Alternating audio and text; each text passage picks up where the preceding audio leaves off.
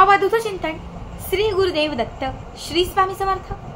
नमस्कार भक्तांनो, बघा 18 ऑक्टोबर सर्वात महत्त्वाची आणि सर्वात मोठी तिथी, कारण या दिवशी आलेली आहे धनत्रयोदशी, दिवाळीचा दुसरा दिवस, संपूर्ण दिवाळीतील सर्वात महत्त्वाची तिथी। बघा, या दिवशी आपण धन्वंतरी देवांची पूजा, आराधना, सेवा करत असतो। असं म्हटलं जातं की धन्वंतरी देवांची सेवा केली तर आपल्याला आयु आरोग्य प्राप्त होते, घरामध्ये पैसा खेळता राहतो, घरामध्ये पैसा येतो आणि आलेला पैसा जो आहे तो टिकून राहतो। आता दिवाळीला काही दिवस अगदी शिल्लक राहिलेले आहेत। धनत्रयोदशी अवघ्या काही दिवसांवर आलेली आहे। प्रत्येकाच्या घरात साफसफाई असेल किंवा काही वस्तू खरेदी करण्याची किंवा बऱ्याच गोष्टींची सुरुवात झाली असेल, कारण बघा दिवाळी निमित्त आपण फराळ बनवतो, दिवाळी निमित्त आपण नवीन कपडे घेतो, फटाके घेतो, मुलांसाठी काही गोष्टी आपण घेत असतो। दिवाळीचा सण खूप मोठा मानला जातो।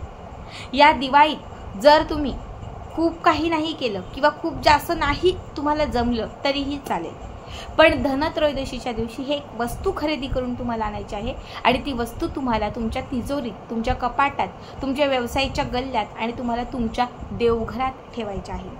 सतत आर्थिक असणारे चणचण या वस्तूमुळे कमी होईल। सतत दारिद्र्य असेल, सतत गरिबी असेल, पैसा टिकत नसेल, या त्या व्यक्तीकडनं सतत जर तुम्हाला पैसा उसना मागावा लागत असेल, खूप कर्ज झालं असेल, एक कर्ज फिटण्यासाठी दुसरं कर्ज घ्यावं लागत असेल, तर हा उपाय आवर्जून करा। या उपायाने धनाच्या सगळ्या समस्या तुमच्या दूर होतील, सगळ्या अडचणी निघून जातील, पैसा येईल, वर्षभर तुमच्या घरामध्ये पैसा जो आहे तो खेळता राहील।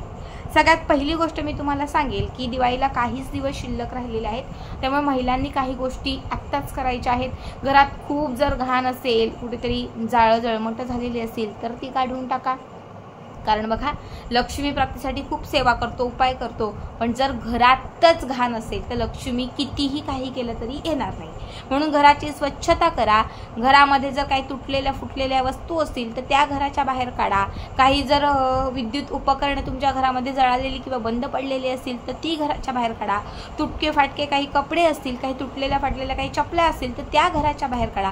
म्हणजे ज्या गोष्टी तुम्हाला खूप नकारात्मकता देतात, तुमच्याकडे नकारात्मकता आणतात, त्या नकारात्मकता देणाऱ्या ज्या काही गोष्टी आहेत त्या सगळ्यात पहिले घराच्या बाहेर काढून टाका।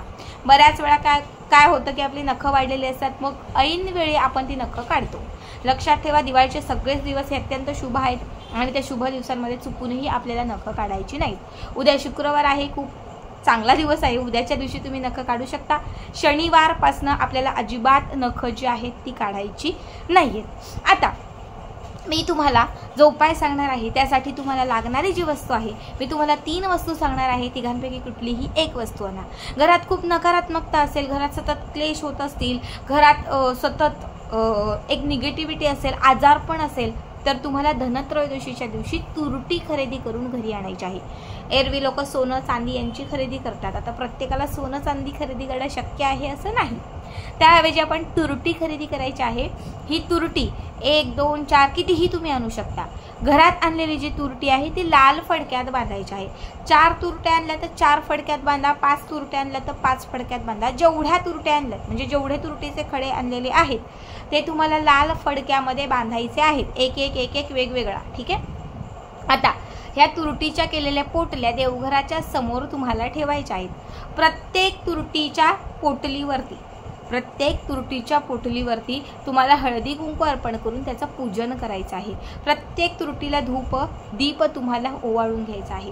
त्याच्यानंतर पहिली तुरटी आपल्या हातात घ्यायची, पहिली तुरटीची पोटली आपल्या हातात घ्यायची, माता लक्ष्मीला आपली समस्या सांगायची, माता लक्ष्मीला अडचण दूर करण्यासाठी प्रार्थना करायची आणि फक्त एक वेळा माता लक्ष्मीचं महालक्ष्मी अष्टकं म्हणायचं।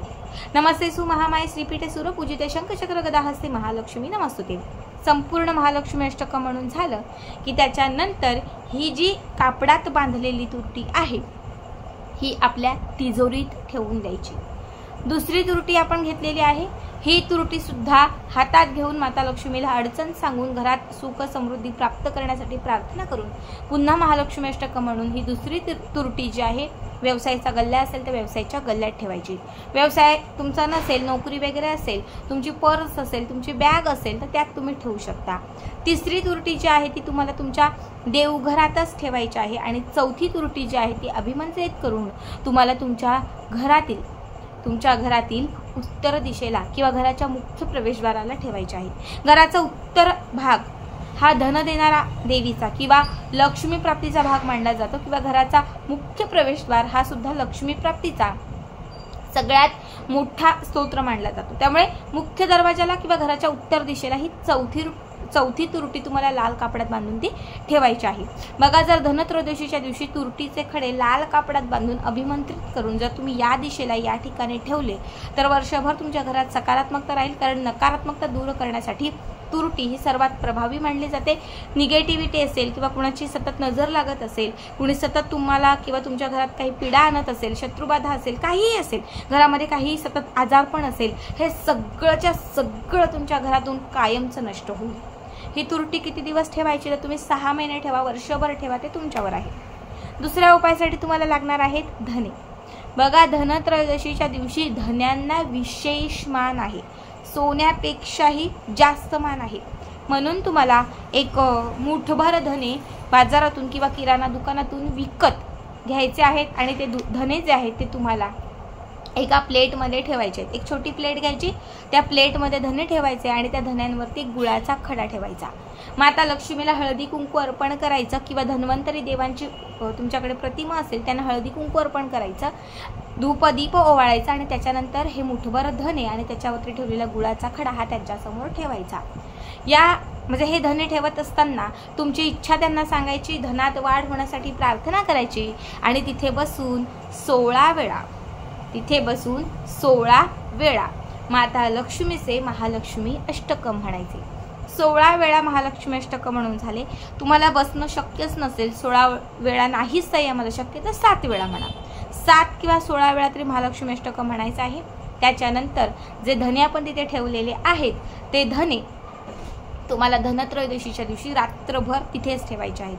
दुसऱ्या दिवशी म्हणजे 19 ऑक्टोबरला सकाळी उठल्यात सगळं काही तुमचं आवरलं, दिवाबत्ती वगैरे झाली की त्याच्यानंतर हे जे धने आहेत त्यातले थोडेसे धने घरातल्या 4 कोपऱ्यांना टाकायचे.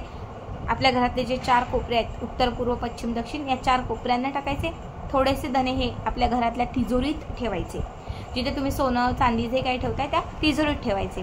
आणि बाकीचे राहिलेले जे धने आहेत ते तुमच्या पर्समध्ये कपाटात ठेवायचे आणि गुळाचा खडा आणि त्याच्यासोबत थोडे एक कणभर धने घेऊन कुठल्याही गोमातेजवळ जायचं. कुठल्याही गोमातेजवळ. पुन्हा एकदा ऐका, घरातल्या 4 दिशांना थोडे थोडे धने टाकायचे, आपल्या कपाटात थोडेसे ठेवायचे, पर्समध्ये ठेवायचे, व्यवसाय असेल त्या व्यवसायाच्या गल्ल्यात ठेवायचे. म्हणजे जिथे जिथे धन येते त्या प्रत्येक ठिकाणी थोडे थोडे धने ठेवून झाले की थोडेसे धने शिल्लक ठेवायचे आणि गुळाचा खडा हे घेऊन कुठल्याही गोमातेजवळ जायचं आणि गोमातेला हे धने आणि ते गुळ खाऊ घालायचं.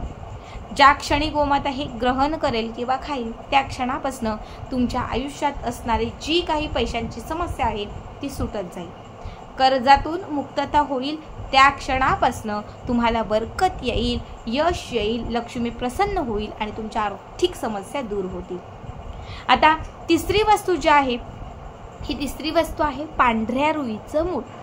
सफेद रुई जी भगवान श्रीहरी विष्णू आणि माता लक्ष्मी, बघा ज्यामध्ये माता लक्ष्मी आणि भगवान श्रीहरी विष्णू यांचा वास असतो, ही पांढरी रुई दैवी शक्तीची प्रतीक मानली जाते.